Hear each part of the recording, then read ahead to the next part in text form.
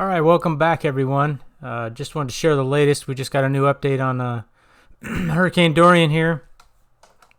110 mile an hour and 961 millibars moving north-northwest at 8 miles per hour. If we take a look, at these last little updates here, you can see it was moving north-northwest at 9 miles per hour. And this one north-northwest at 9 miles per hour. So it's slowed down slightly. Hopefully that's not a trend. Number 2, pressure 964, pressure 964, pressure 962. Now the pressure is 961 millibars. So the pressure has gone down slightly. Storm's getting more organized.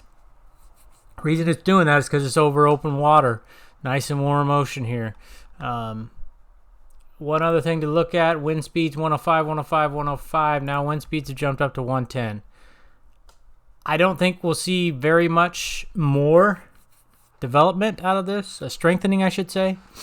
I'd be surprised if it bumped up any more than another 5 mile an hour, let's say, on the wind speed, and maybe a couple more millibars down on the pressure. That would be a surprise if anything bigger than that happened to me. It's not going to matter, though, 110 miles an hour or 115 miles an hour. This thing is a monster storm. It's got a lot of energy. It has a lot of rain with it. And it's going to cause a lot of flooding in these coastal areas like we've been talking about for the last few days. So if you're in there, get out of the way. Don't mess around. You need to get out of the way of the storm.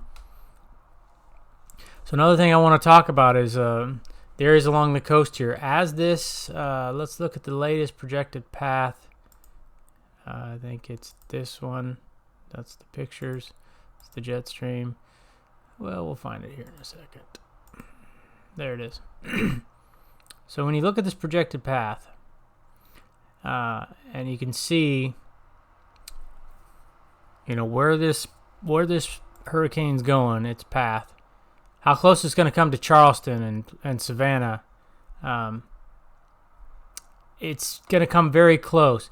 The other thing that's going to happen is as this thing goes, you're going to have high tide tonight in Charleston around 1 o'clock in the morning. Then you're going to have low tide tomorrow morning.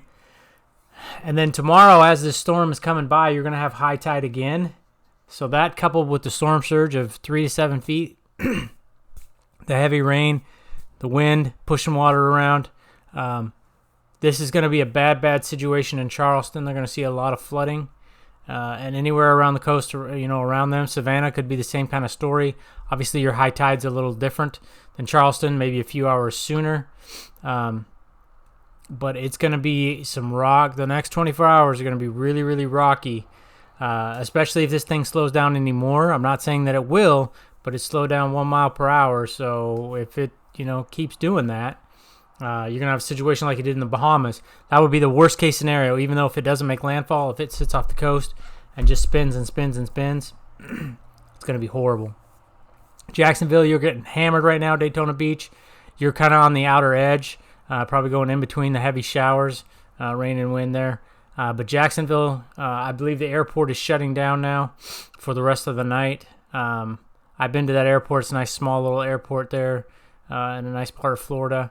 Well, the part that I saw anyways. Anyhow, but a real low-lying area. So, man, lots of water coming in. And you can just see how it's going to dump into the bays and any open crevice that it can.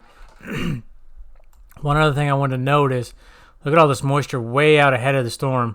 So Wilmington, you're getting heavy showers, and you don't even have the hurricane there yet. So that's not going to help the flooding situation at all. Now, if you look at this line of showers is obviously moving off to the northwest, but they're just getting pushed. They're getting stretched out right up here against the boundary. And that's what we were talking about earlier with the steering flow of Dorian. Now, I have to think that boundary is actually stopping Dorian, slowing it down. I don't want to say stopping. That's a bad word to use. Slowing it down. But the angle at which it's slowing it down is from the northwest. So I think that is why it's going to hit the hurricane and cause it to steer off to the right. I don't think it's going to stall it. If it was coming straight out of the north, yeah, it would stall this thing and push it back down to the south. But wind's going to come at an angle like this, as you can see here how it's pushing down. It's going to do the same thing to this hurricane, and it's going to push it off to the northeast.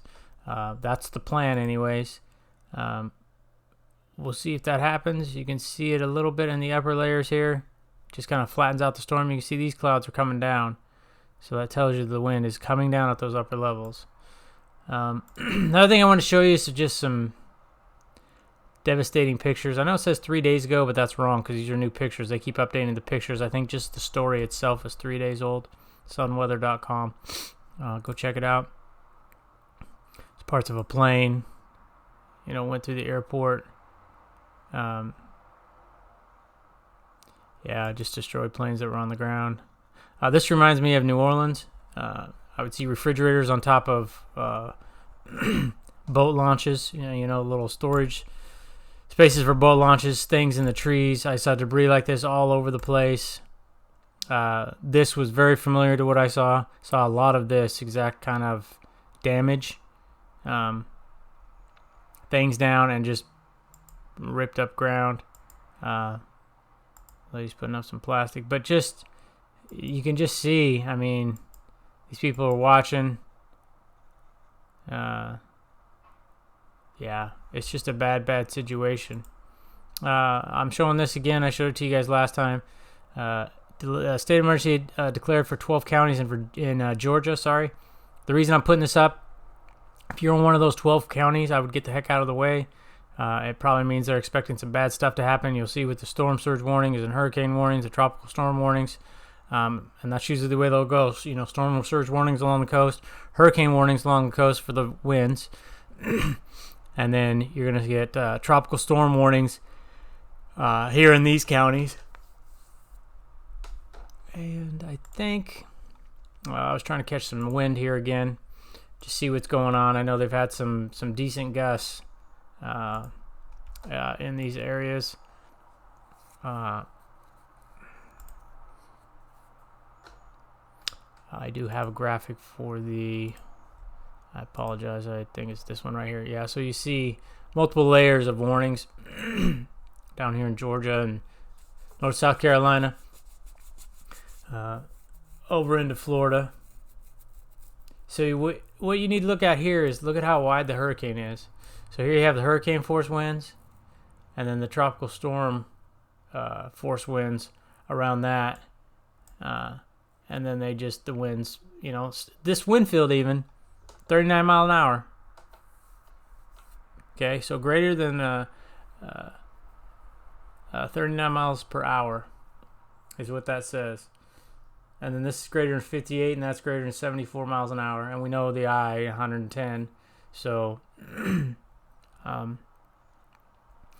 yeah, it's going to be a big wind field that's already affecting, North Charleston, Savannah, down through Jacksonville and Palm Coast. Another thing I want to show you guys is if you look, you can see now you're starting to see up to Virginia here. They don't have anything in Delaware yet. Or PA or New York, but they think it's going to stay off the coast well enough. Again, if it turns, but look at how close to the coast this comes. In Jacksonville. Yeah, Jacksonville, South Carolina. Wilmington. It's basically coming ashore right through here, right through this, right through the sound. Pamlico Sound. I hope I'm saying that right, but you guys know, if you live in this area, excuse me about the flooding. You're going to get the 100+ mile an hour winds. You're going to get the storm surge of, I don't know how many feet. I think they were saying gosh dang it, 5 to 7 feet. Sorry, I'm trying to find the good image. It doesn't say on here the storm surge. So I'm going to show you a few more things, and then I'll let you get back to your lives. This is the jet stream. We showed this before. I'm sorry it's so light, but this is what I wanted to show you with the flow coming down. So when you were seeing the wind eroding the storm over here, or trying to steer it, it's because of these winds coming down. So this is the path Dorian's going to try to shoot the gap between the little front here and the high pressure off to its east. Here's the overall view of the tropics. You can see a couple different disturbances out here. There's, of course, Dorian. Still a lot of energy on that south side, that southeast side, though. It's been like that for a long time. But the radar is lit up here on this west side. So here is Tropical Storm Gabriel. That's this one over here. It's going to just keep heading out to sea. Shouldn't affect the U.S. Hopefully nothing changes. Excuse me. This is Tropical Depression Fernandad. You know, it's just continuing its march through Mexico. It doesn't look like it's going to affect Texas. I thought it may a little bit, but seems to be dying pretty quick. I checked it on radar before I started recording. This one we've already checked out. It's got your watches and your warnings. So just keep an eye. If you live anywhere on the coast, from Jacksonville up to Norfolk, Virginia, just, man, you need to get out of the way, because it's going to flood in those areas. There's Dorian. This is this one. Excuse me. And it's moving northeastward away from Bermuda, so it's moving off like this. Shouldn't have to worry about it. There's Gabriel. 50 mile an hour, 1,002 millibars. So they probably haven't updated it yet because nothing's changed in it. I'm sure it's got a little bit stronger, even if a few millibars. And this is the next one. Moves westward across the tropical Atlantic. Yeah. This is one we're going to have to watch. It's coming off pretty low off of Africa. So, could get up in here and do some damage, but we'll just wait and see. There's no reason to worry about that one yet.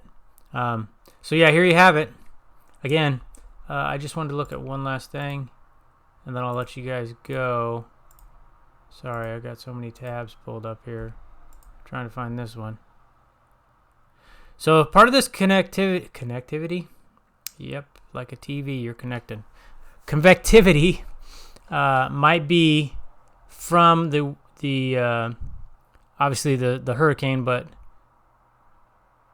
I was wondering maybe it's pulling up more moist air, although the low level flow is kind of coming out of the northeast. That's interesting. Sorry, I'm just geeking out on weather stuff right now. Anyhow, you're just gonna have to watch, because as these showers come up, even though you're still ways away from the hurricane, it's, you know, like we said, you're gonna start getting showers up here already. That's the last thing you need. Wilmington, you know, you're going to get more and more and more. The good news is it looks like these upper level winds are tearing it apart. So it's helping to make the showers go faster. All right, I'll go ahead and do another update later today. I have all the information in there from Florida all the way up through Virginia for evacuations. I have the FEMA app if you want to download that. So if you do evacuate and you're away, you can check things out there.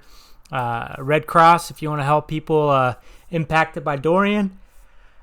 And what else? Oh, if you have any questions, just go ahead and leave a comment. I'll answer your questions. If you want to know as soon as I make a video so you can get the latest information, just go ahead and subscribe. Click the bell icon. But that's it for now. I'll come back later and we'll do it again. Take care.